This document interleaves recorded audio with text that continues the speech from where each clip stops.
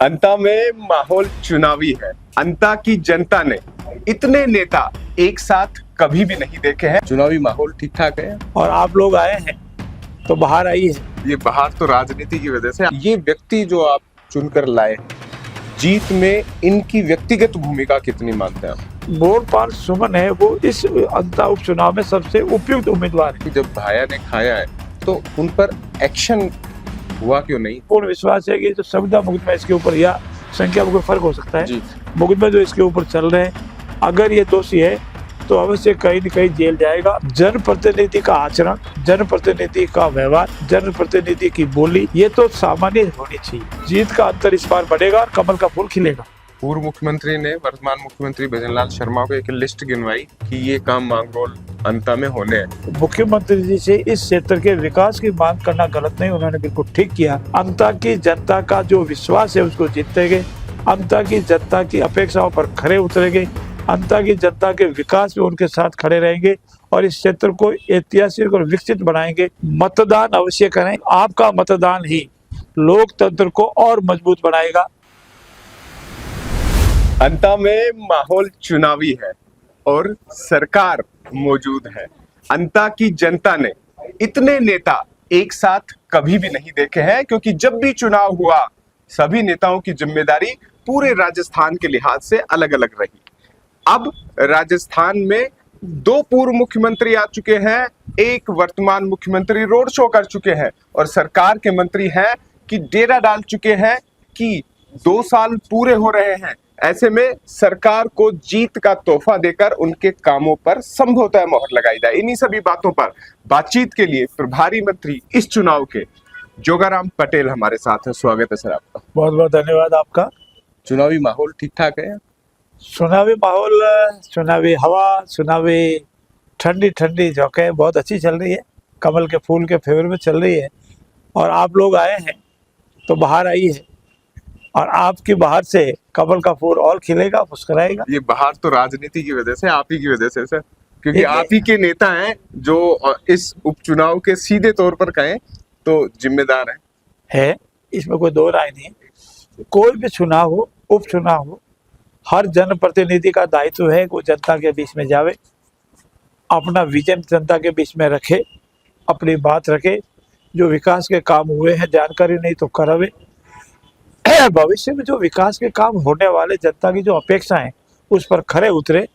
और हमारा भाजपा का पूरा परिवार, जिनकी जहाँ जितनी आवश्यकता है वो यहाँ आए हैं, जनता से बातचीत कर रहे हैं, आप जन से बातचीत कर रहे हैं और उनको हमारा विजन बतला रहे हैं। अब वोट देने का अधिकार जनता का है और मुझे पूर्ण विश्वास है कि हमारे यशस्वी प्रधानमंत्री जी ने जब से इस देश की बागडोर संभाली, उन्होंने जो विजन दिया है जी, हमारे विश्व में हमारा जो मान बढ़ा है, हमारे देश का मान बढ़ा है, उपचुनाव में दिखेगा। मैं आपको बता रहा हूँ कैसे दिखेगा, मैं बता रहा हूँ। जनता में विश्वास बढ़ा है कि यही पार्टी है जो एक मन से, एक राय से काम करती है और इनका जो नारा है वो धरातल पर उतर रहा है, सबका विकास, सबका साथ, सबका विश्वास।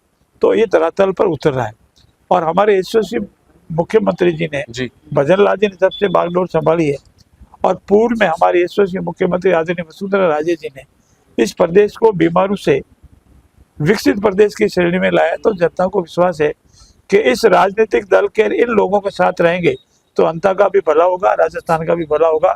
और इसीलिए ठंडी ठंडी हवाएं कमल के फूल की ओर चल रही है और आने वाले 14 तारीख को जब रिजल्ट आएगा तो एक कमल का फूल पूर्ण विकसित होकर खिलेगा और पिछले बार से भी अधिक मतों से कमल का फूल इस अंता विधानसभा में खिलेगा। 14 नवंबर को परिणाम आएंगे, लेकिन 1 महीने बाद ही ठीक, सरकार 2 वर्ष भी पूरे कर रही है। इस चुनाव परिणाम जो भी आएगा वो क्या सरकार की नजर में, सरकार के कामकाज में के लिहाज से उसे देखा जाए?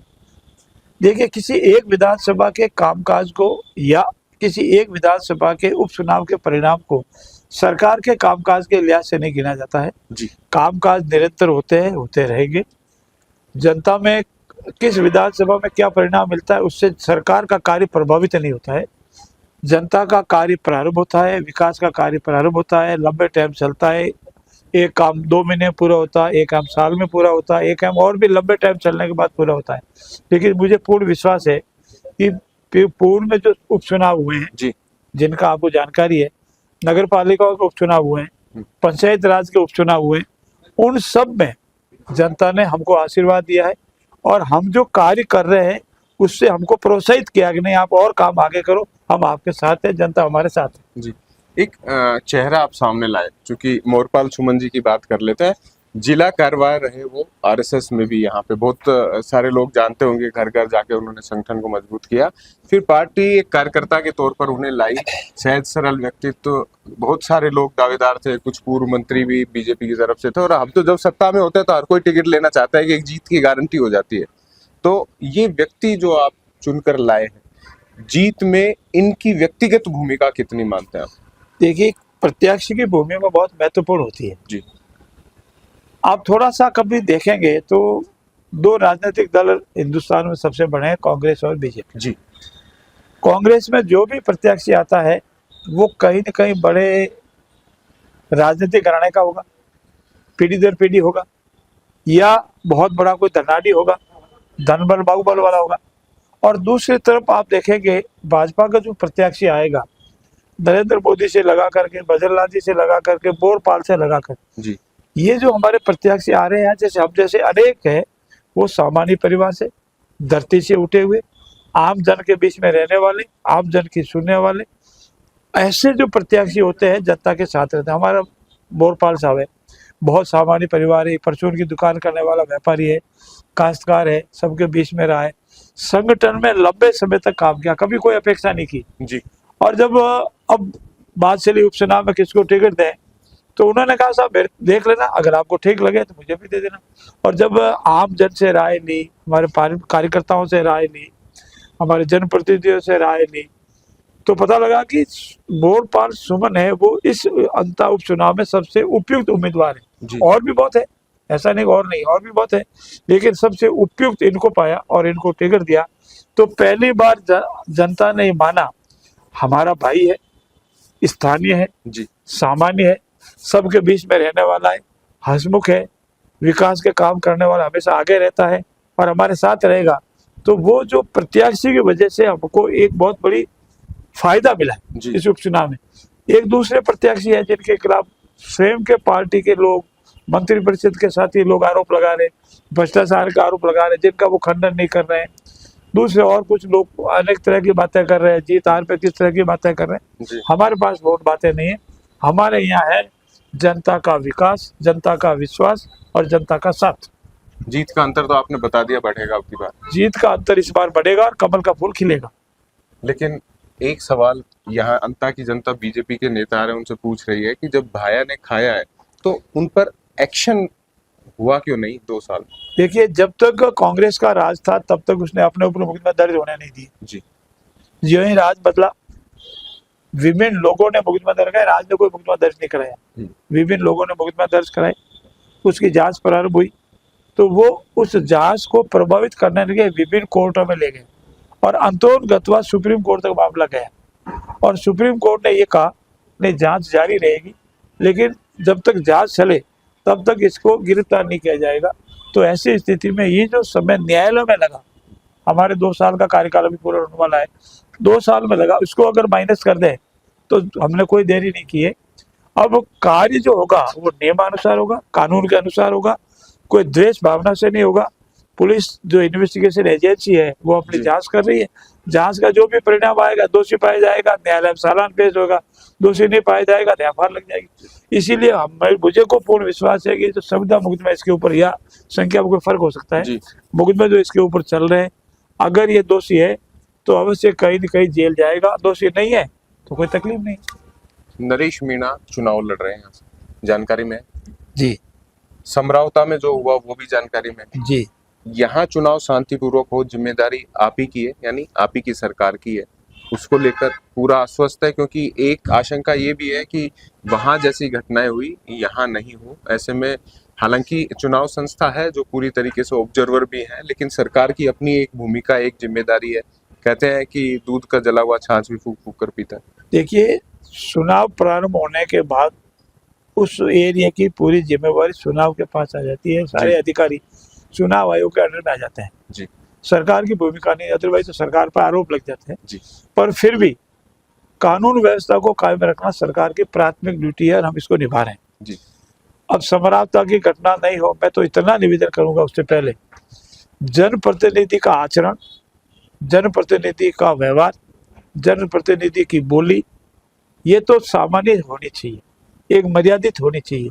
आरोप प्रत्यारोप लगे, एक मर्यादित होने चाहिए।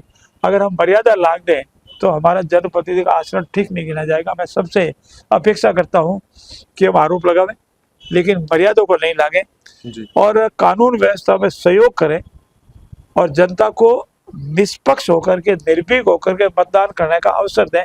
ये हम सबका दायित्व बढ़ता है, उसको हम निभाएंगे। मांगरोल से एक तस्वीर आई, राइट साइड में मुख्यमंत्री थे, लेफ्ट साइड में पूर्व मुख्यमंत्री यानी भजनलाल शर्मा और वसुंधरा राजे, बीच में सुमन मोरपाल, दोनों ने उसका हाथ थाम लिया था।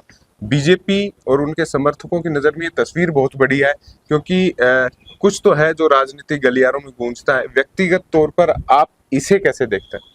भाजपा परिवार हमेशा एक रहा है, एक साथ रहा है, परिवार के रूप में है और अनेक लोगों के मन में ये शंकाएं थी, अनेक राजनीतिक दलों के मन में ये था कि अब तो कुछ न कुछ अलग अलग है। उस सब का जवाब आपको मिल गया। हम प्रारंभ से एक ही थे, एक है और एक ही रहेंगे और नेक भी रहेंगे जी। लेकिन जिनके मन में कोई शंकाएं थी वो शंकाएं दूर हो गई है।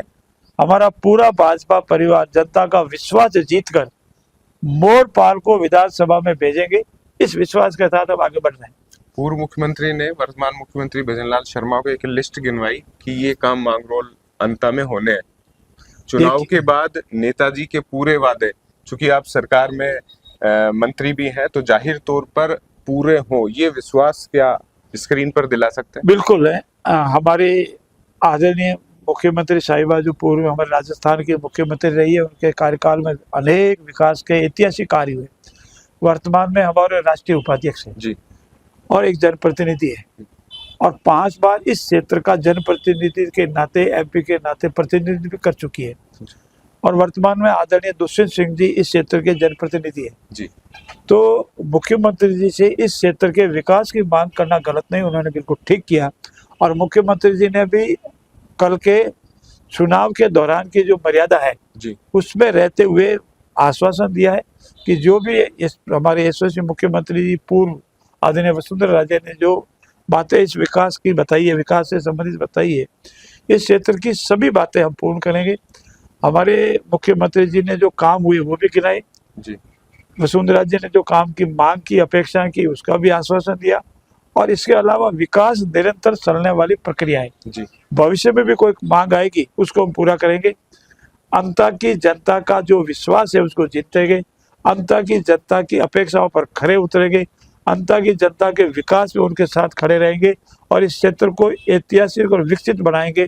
चाहे कृषि का क्षेत्र हो, चाहे उद्योग का क्षेत्र हो, चाहे बेरोजगार का क्षेत्र हो, सब में सरकार उनके साथ खड़ी रहेगी। धन्यवाद सर। बहुत बहुत धन्यवाद आपका भी। अपील हम हमेशा लेते हैं जब खत्म करते हैं, क्योंकि आप संवैधानिक दायित्व में भी हैं और जाहिर तौर पर राजनेता भी हैं। मतदान प्रत्येक व्यक्ति करे, इसकी एक छोटी सी अपील हमारे जरिए। मेरा विनम्रता से सभी मतदाताओं और उनके परिवार के सदस्यों से अपेक्षा है, निवेदन है, मतदान अवश्य करें। ये सबसे महत्वपूर्ण लोकतंत्र के लिए है और अगर आपका मत नहीं लगता है तो आपके साथी परिवार के लोग जो मतदान के योग्य है उनको मतदान के लिए प्रोत्साहित करें, ऐसी मेरी विनम्रता से अपील है।